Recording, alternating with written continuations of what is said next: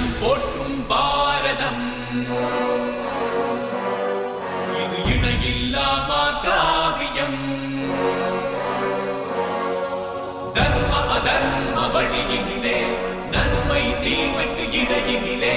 விளையும் போரினில் சத்தியம் வென்றிடுமா சக்தியையும் பக்தியையும்